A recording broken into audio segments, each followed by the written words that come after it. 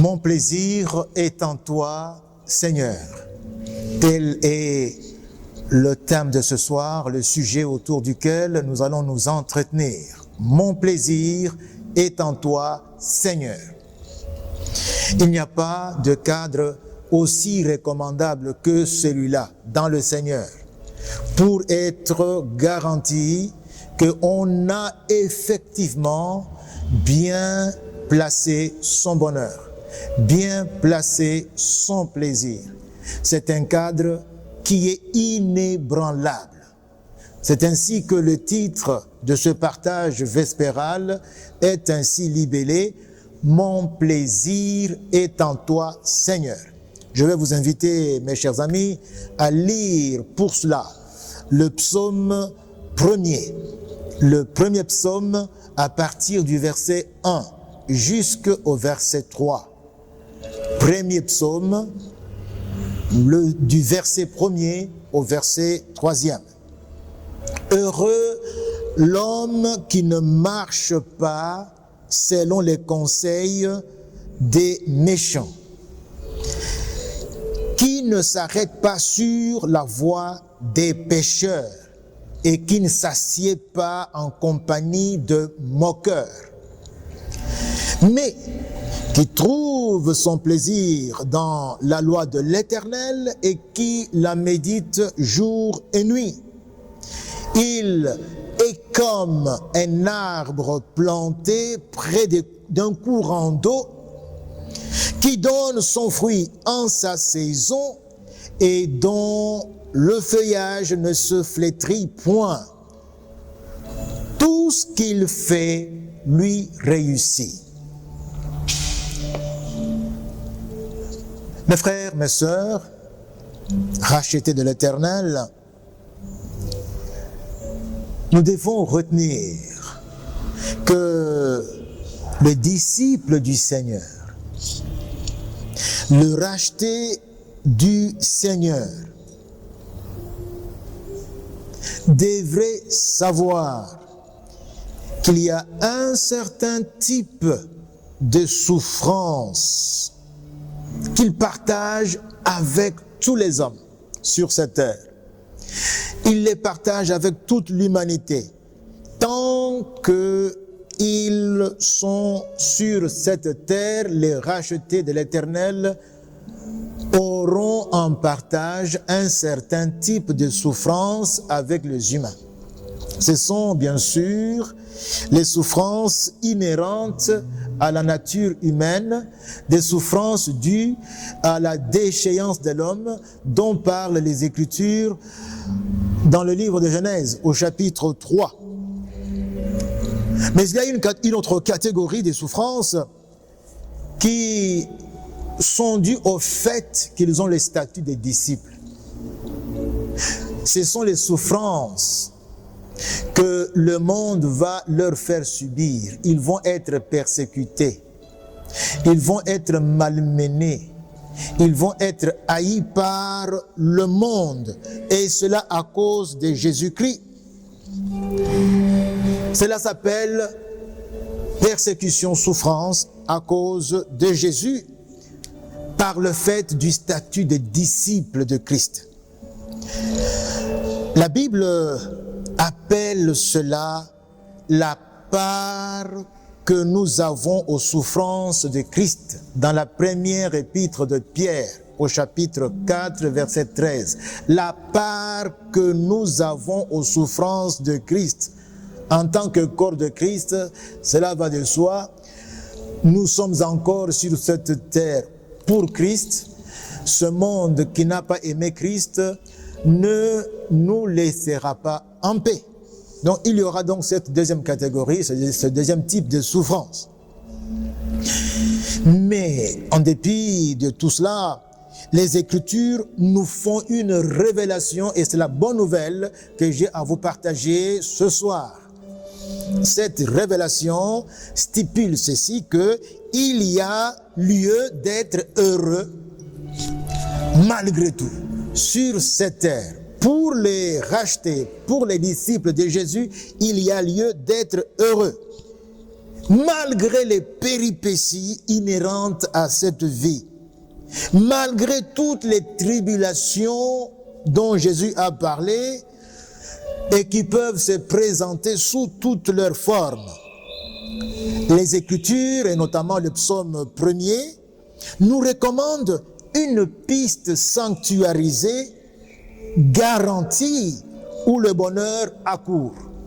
Il s'agit, si je peux me permettre ainsi de l'appeler, du couloir sécurisé, où, en nous y engageant, nous sommes et nous nous retrouvons à l'abri des misères, à l'abri des malheurs, à l'abri des détresses, à l'abri des angoisses, à l'abri de la peur, pour ainsi dire d'une façon générale. Voici, mes frères, les garanties sous forme de recommandations qui nous conduisent à coup sûr dans le bonheur sur cette terre, pendant tout notre parcours sur cette terre des hommes. Il y a les recommandations négatives. J'appelle recommandations négatives celles qui nous sont données sous forme négative.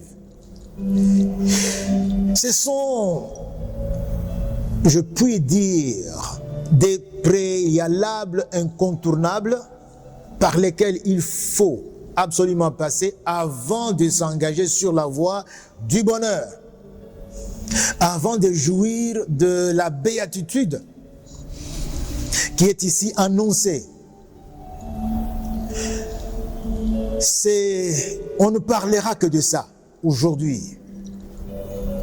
Les recommandations positives feront l'objet d'un partage prochainement, si jamais le Seigneur nous le permettait.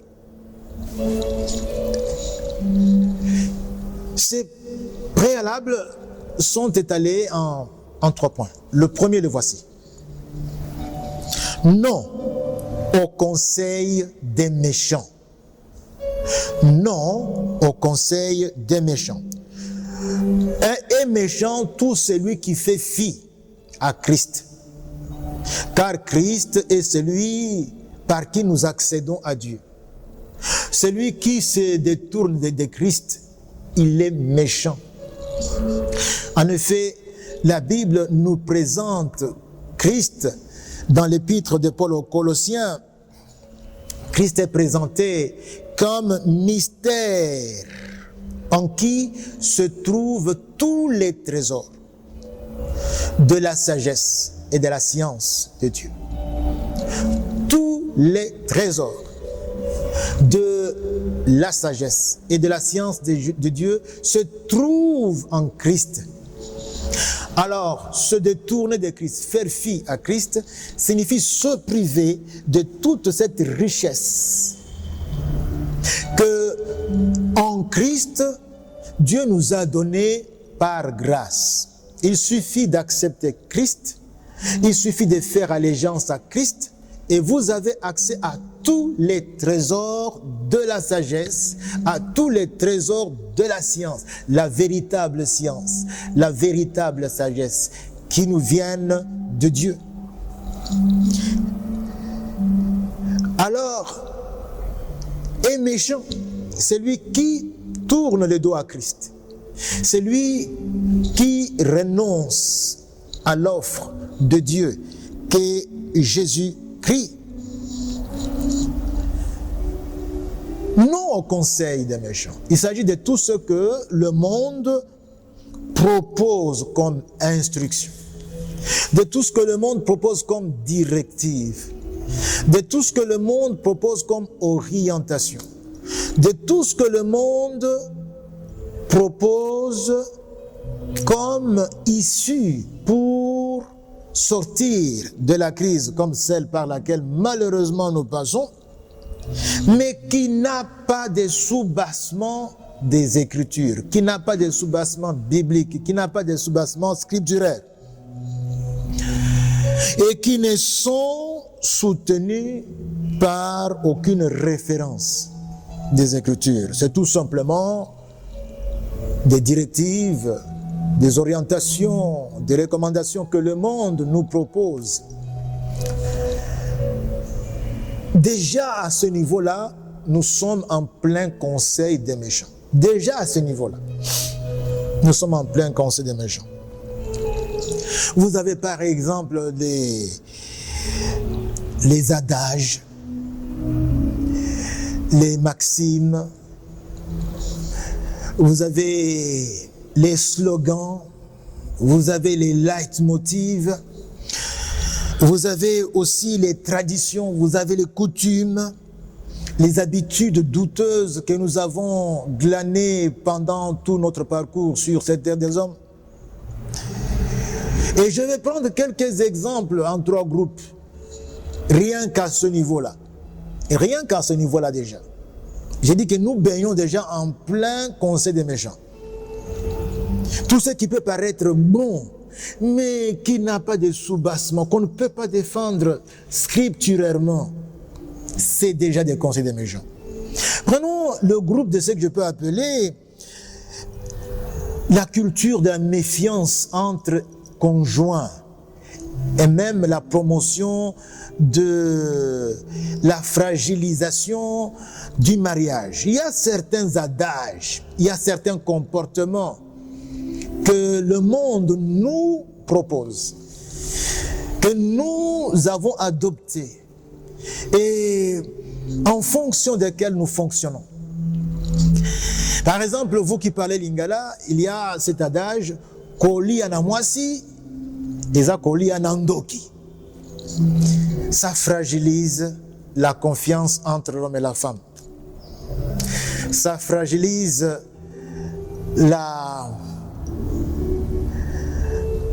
le mariage. Mobali azali ndeko na yo te. Le premier adage, Koli anamwasi, Koli anandoki, veut dire se mettre à table avec ton épouse et manger avec elle, c'est manger avec un sorcier, avec une sorcière. Et nous savons ce que c'est qu'un sorcier en Afrique. L'autre adage, Mobali azali ndeko na yo te. Mobali oyo abali yo na mbongo, l'homme qui t'a épousé, l'homme qui t'a aimé, qui t'a chéri, qui t'a choisi parmi toutes les femmes du monde, eh bien, on te souffle avant que tu ne partes de chez toi. Martine, ma fille. Géraldine, ma fille. Théophanie, ma fille.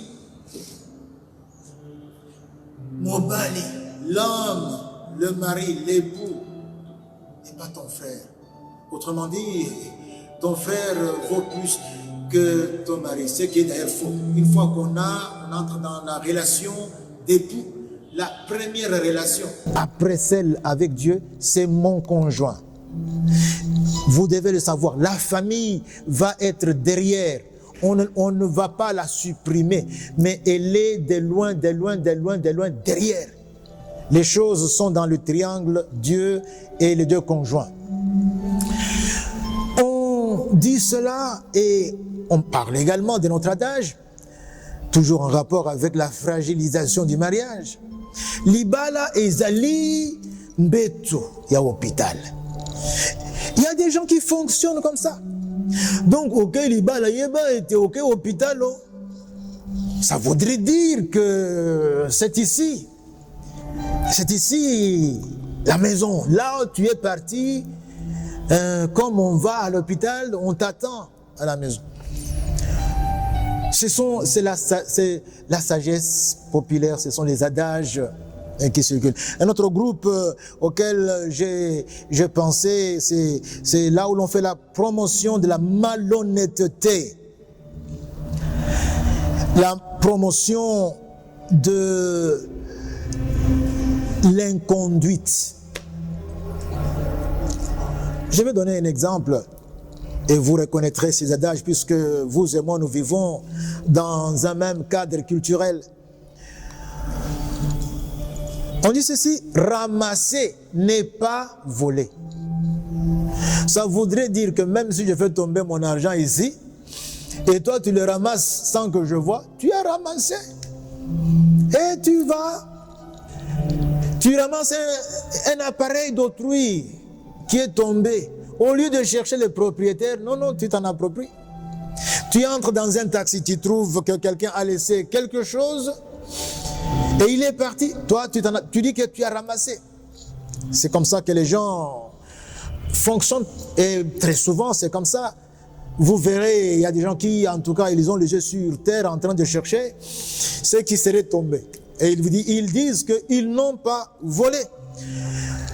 Autre adage également qu'on trouve dans les milieux estudiantins.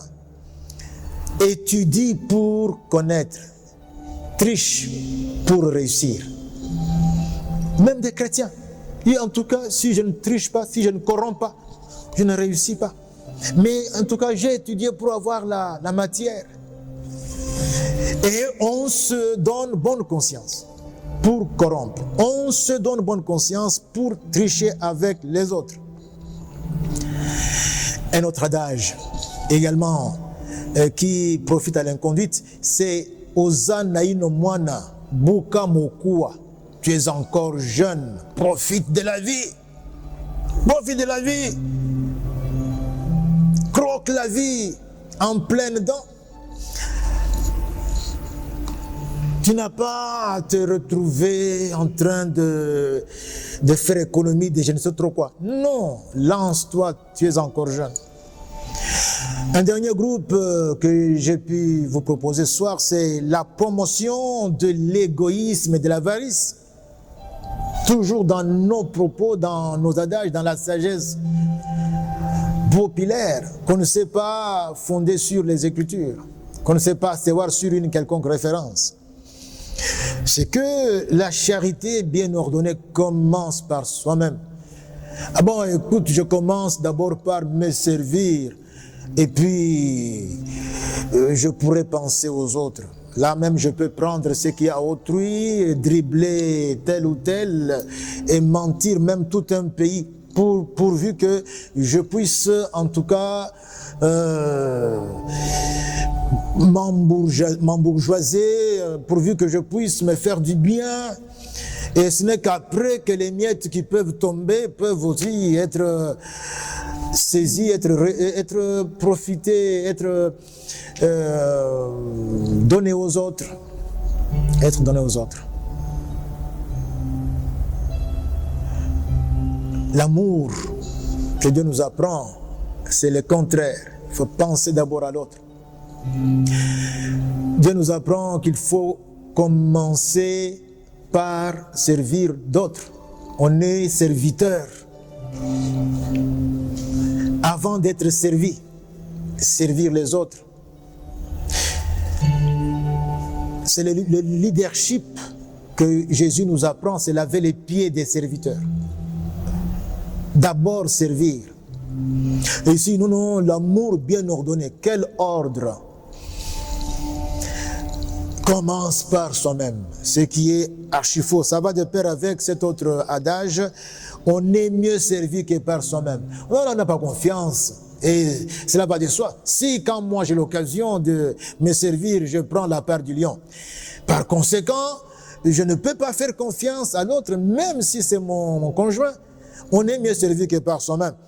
Dit-on, mes frères, mes sœurs, il y a la philosophie de ce monde, il y a les traditions, il y a les coutumes, il y a la sagesse de ce monde, de ce siècle présent, qui très souvent est en contradiction avec la sagesse de Dieu. Le schéma que le monde nous propose est très souvent opposé. Prenons la coutume et la tradition. Abraham, notre père dans la foi, a succombé à ce niveau-là. Abraham avait reçu la promesse d'être le père d'une nombreuse famille. Il avait pour épouse Sarah. Abraham et Sarah ne mettaient pas au monde. Genèse verset 16. Abraham et Sarah vont recourir à la coutume. À l'époque, si la femme ne mettait pas au monde, elle pouvait accorder à son mari de coucher avec sa servante. Et quand celle-ci, ayant conçu, devait mettre au monde, l'accouchement devait se faire sur le genou de la femme qui avait accordé que son mari aille vers sa servante.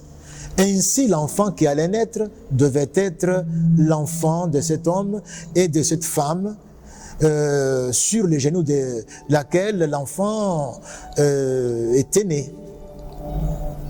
C'est la coutume. Mais est-ce que c'est cela que Dieu avait dit? Lorsque nous voyons Genèse 17 et Genèse 18, Dieu revient à son schéma, qui est tout à fait opposé au schéma de la culture, des traditions, au schéma de la coutume.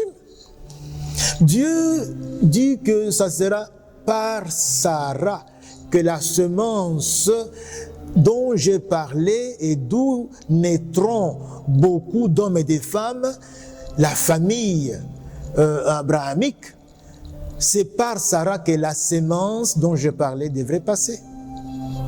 Et quand vous voyez le chapitre 17 et le chapitre 18, il y a le recadrement que Dieu va opérer. Mes frères, mes sœurs, nous avons donc ce que Ismaël est là, c'était une erreur. Il est venu naître celui que Dieu avait dans son projet. Un schéma humain opposé au schéma de Dieu. Ce n'est pas ce que Dieu avait dit. C'est aujourd'hui la même chose. C'est ce que Dieu dit qui doit être notre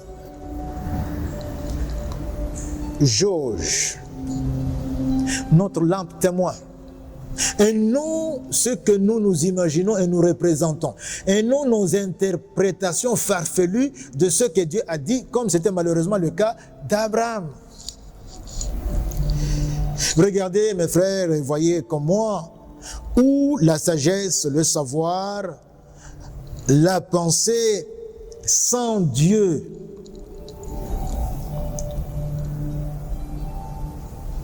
de ce siècle nous conduit. C'est à la dérive. On se trompe. Un monde qui se construit et qui se veut sans Dieu, sans Jésus. La Bible, mes frères, a raison. Elle qui déjà déclarait la Bible solennellement dans la première épître de Paul aux Corinthiens, au chapitre 1er, versets 18 à 20. 18 à 20. La Bible dit ceci: la prédication de la croix, ça veut dire tout ce qui passe par Jésus-Christ, parce que la croix c'est notre bannière, la croix symbolise l'œuvre de Christ. Donc la prédication de la croix est une folie pour ceux qui périssent. Donc pour ceux qui se perdent par leur choix délibéré anti-chrétien. En tout cas, la prédication de la croix est une folie. Comment tu peux nous présenter la croix? Pour les Juifs,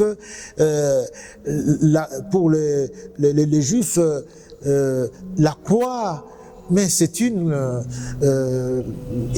un sujet de honte. Pour les non-juifs, c'est la folie. On ne peut pas se présenter avec la croix comme sujet de gloire.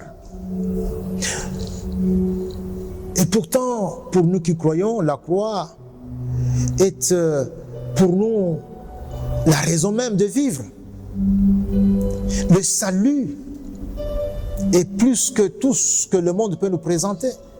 Pour quiconque croit, la croix est le salut. Mais ceux qui périssent, ceux qui se perdent par leur choix de renoncer à Christ, la croix est une folie. C'est une folie. La Bible continue. Où est le sage? C'est le Saint-Esprit qui pose la question. Où est le scribe? Donc, le savant, le cultivé. Il est où? Où est le discuteur, le raisonneur, l'analyste, comme on le voit tous ces jours, l'analyste politique, l'analyste sanitaire. Où est-il? Où est, demande la Bible,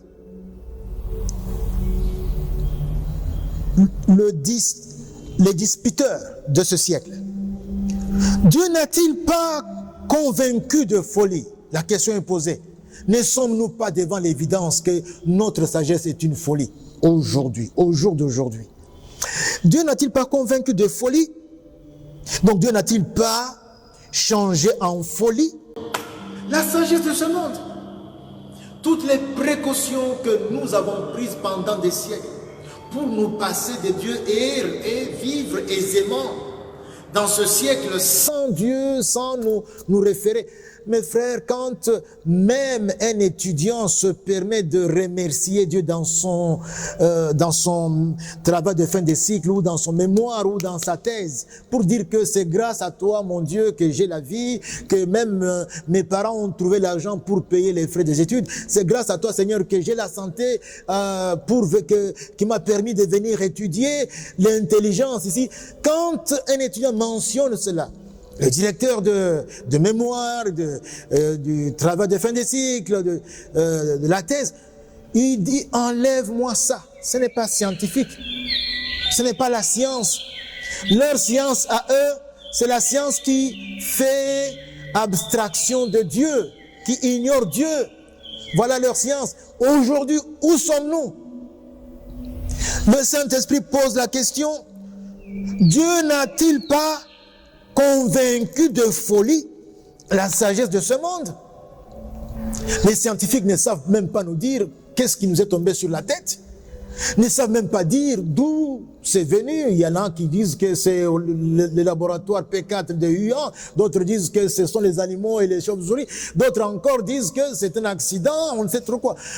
Ils ne savent même pas évaluer la teneur de cette pandémie. Ils ne savent même pas dire quand est-ce que la dite pandémie peut prendre fin. C'est avec risque et péril qu'on ose même annoncer le déconfinement. On va envoyer les enfants à l'école, comme cela est dit. Dieu seul sait vers quoi on les envoie. Et qu'est-ce qui va les attendre? Mes frères, mes sœurs, moi j'ai une conviction et je vous la communique. Si un jour, ce que nous connaissons comme pandémie ici prenait fin, ça sera quand Dieu va se mettre et dit stop. Ça ne sera pas grâce à la science. Informez-vous ce qui est arrivé dans les années passées avec la peste noire, avec la peste espagnole, avec tout ce qui est arrivé comme fléau depuis même les temps révolus du Moyen-Âge. Quand vous analysez, c'est Dieu qui est intervenu comme il intervint autrefois dans le champ d'Aravna pour arrêter la plaie. Où est donc la sagesse de ce monde? Dieu a choisi, c'est Paul qui continue, Dieu a choisi les choses folles de ce monde pour confondre les sages. Dieu a choisi les choses faibles du monde pour confondre les fortes. Analysez ce que nous sommes en train de vivre. Les choses faibles. Où est la faiblesse et où est la force? Où est la faiblesse et où est la puissance? Les puissants de ce monde, les G7. Regardez comment sont les choses. Donc Dieu a choisi les choses faibles pour confondre les fortes. Et Dieu a choisi les choses viles du monde et celles qu'on méprise, celles qui ne sont point, pour réduire en ayant celles qui sont, afin que nulle chair, écoutez bien la fin, afin que nulle chair ne se glorifie devant Dieu, afin que toute arrogance cesse, afin qu'on ne se présente pas comme étant Dieu sur la terre. Quand on a parlé, les choses s'accomplissent. On défait les rois à travers le monde, on décide de là où on va envoyer les guerres et les misères, les maladies et n'importe quoi. Aujourd'hui, Dieu se place là devant les hommes pour que aucune créature ne puisse se vanter devant Dieu. Ça voudrait dire, mes frères, que ce n'est que lorsque Dieu aura dit stop, que nous allons voir se terminer cette pandémie et même qu'on va retourner à la situation normale que nous appelons, il est vrai, de tous nos vœux. Deuxième préalable, c'est encore une recommandation négative. Non à la voie des pécheurs. Non à la voie des pécheurs. Les pécheurs, ce sont ceux qui ont une conduite pécamineuse avérée. Non à la voie des pécheurs. Ne pas s'y arrêter. Ne pas s'y arrêter. Paul, en écrivant sa deuxième épître à Timothée, au chapitre 2, le verset 4, il dit qu'il n'est pas des soldats qui s'embarrassent des choses de la vie s'il veut plaire à celui qui l'a envoyé. Il n'y a pas de soldat qui, s'il veut plaire à celui qui l'a envoyé, s'embarrasse des choses de la vie s'il veut plaire à celui qui l'a envoyé. La question qu'on se pose, où se trouvent les voies des pécheurs, le chemin des pécheurs? Proverbe 4, versets 14 et 15 nous donne pratiquement la même recommandation. N'entre pas dans le sentier des méchants et ne marche pas dans la vie des hommes mauvais.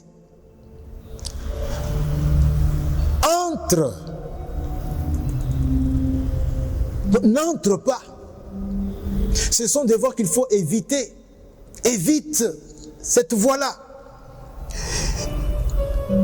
N'y passe point, détourne-t'en et passe outre. Voilà ce que nous lisons dans Proverbes 4, 14 et 15. C'est quoi la voie des pécheurs? C'est toute situation de sursis au péché, toute fréquentation des pécheurs. C'est la voie qui conduit au péché. Mes frères, mes sœurs, le racheté, le disciple, devrait être suffisamment vigilant. Pourquoi? Pour discerner où il se trouve, avec qui il se trouve et pourquoi. Beaucoup ne se posent même pas la question de savoir où est-ce qu'ils sont, où est-ce qu'ils vont. Quelle est leur destinée? Sont-ils sur la voie qui les conduit ou pas vers leur destinée? Nous nous souviendrons, mes frères, ces mises en garde que les Écritures nous alignent. J'en prends deux ici. Une dans la deuxième épître de Paul aux Corinthiens, chapitre 6, verset 14. Paul dit ceci: ne vous mettez pas avec les infidèles, c'est-à-dire les pécheurs, sous un joug étranger. La version Semeur dit ceci: ne vous mettez pas avec les incroyants, donc ceux qui ne croient pas en Jésus, sous un joug qui n'est pas celui du Seigneur. J'ai aussi pris la version du second 21 sur le même passage. Il dit: ne formez pas un attelage disparate avec les incroyants. Mes frères, je ne commente pas ce passage qui est si clair. Je m'en vais lire une autre mise en garde dans Éphésiens chapitre 5, versets 10 et 11. Paul dit ceci: examinez ce qui est agréable au Seigneur. Donc, examinez la volonté de Dieu, quelle est-elle? Et ne prenez point part aux œuvres infructueuses des ténèbres, mais condamnez-les. Condamnez-les, ne prenez point part, ne soyez pas passifs, ne soyez pas indifférents. Haussez la voix, condamnez le mal.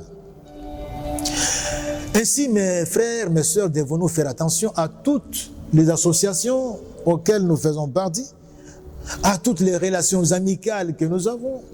Bon nombre de chrétiens ont des relations amicales avec des gens qui n'ont rien à voir avec Christ. Ce sont leurs amis.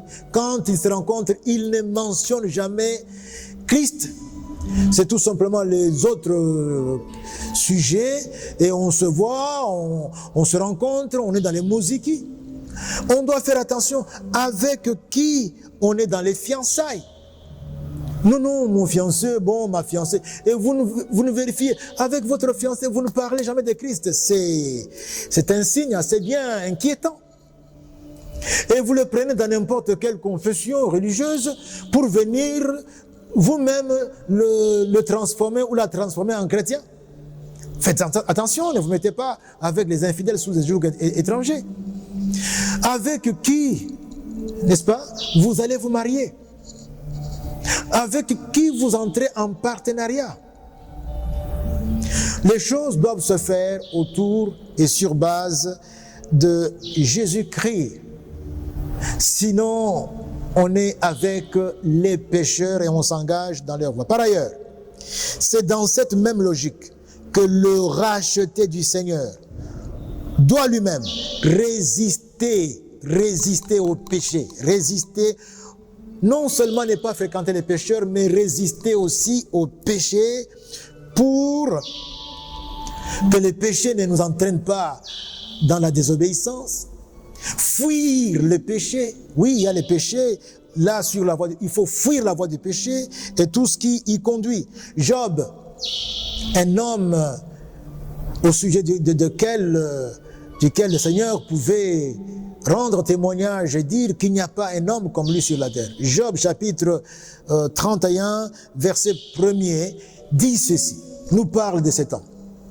Dit, j'avais fait un pacte avec mes yeux. Oh mes frères, qu'est-ce que nos yeux regardent? Que Dieu nous aide à discipliner nos yeux comme cet homme avait réussi à s'imposer une discipline. J'avais fait un pacte avec mes yeux, dit Job. Je n'aurais pas arrêté mes regards sur une vierge. Je n'aurais pas arrêté mes regards. Mes yeux ne devraient donc jamais porter un regard chargé de désir sur une jeune fille. Nous devons, à ce propos, gérer notre, oui, j'insiste bien, notre sexualité. Une bonne gestion de la sexualité nous empêchera d'avoir des yeux chargés de désirs sur nos semblables. Une telle discipline d'une bonne gestion de notre sexualité nous conduira également à ne pas être des voyeurs. Être voyeur, c'est être là en train de contempler la pornographie.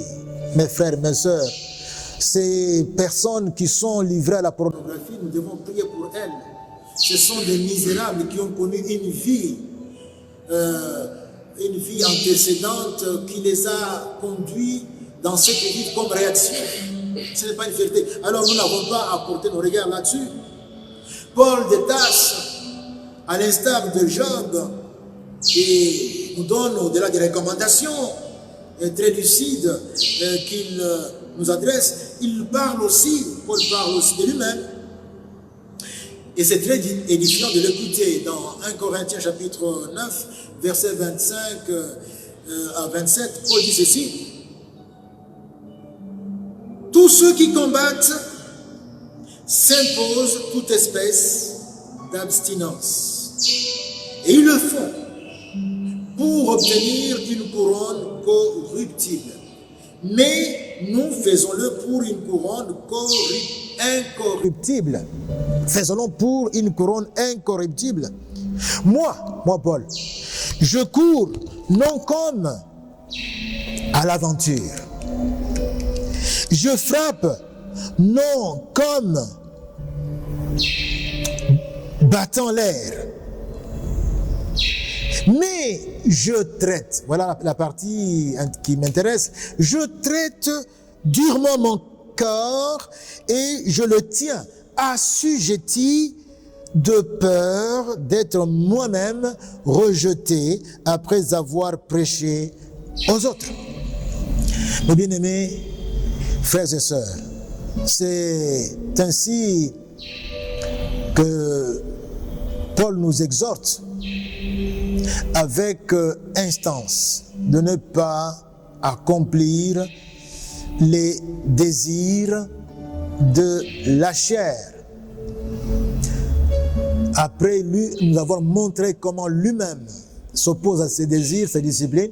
Il nous demande maintenant, dans Galates chapitre 5, verset 16, Paul dit ceci, ne marchez pas, donc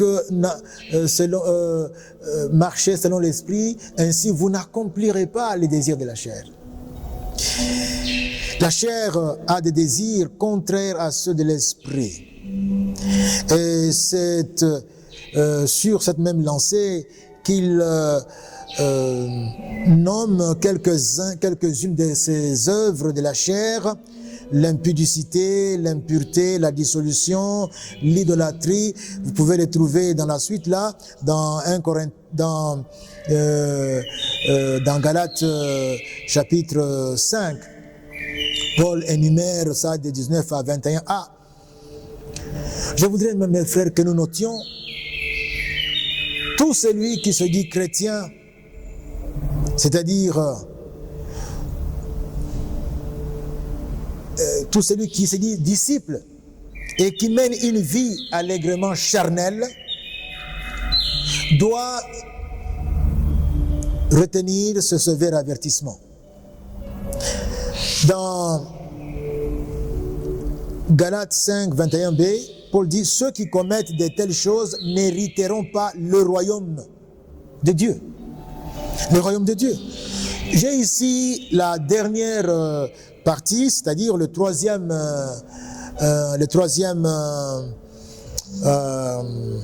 préalable.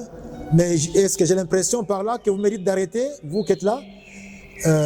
Parce que il y a tout un troisième préalable qui reste. C'est ainsi, mes frères, je me dois de m'arrêter au deuxième préalable, étant donné que le temps est dépassé. Le troisième préalable, c'est non à la compagnie des moqueurs. Je me devrais de commencer par ce troisième préalable prochainement, avant de parler des recommandations positives. Mes frères, mes sœurs, ne faisons pas tout comme tout le monde. Nous sommes disciples. Et si nous voulons que notre bonheur soit garanti, c'est dans le Seigneur. Et pour y arriver, il y a des préalables. J'ai commencé avec le préalable numéro 1. C'est ne pas suivre les conseils des méchants. Et le préalable numéro 2, c'est ne pas s'arrêter sur la voie des pécheurs. Il y a le préalable numéro 3, ne pas s'asseoir en compagnie des moqueurs. Je m'arrête à ce niveau-ci et je vous bénis. Que le Seigneur Dieu Tout-Puissant vous bénisse et vous fasse du bien à vous tous, et qu'il vous conduise sur la voie du véritable bonheur, comme nous en avons parlé et continuerons à en parler prochainement. Soyez bénis.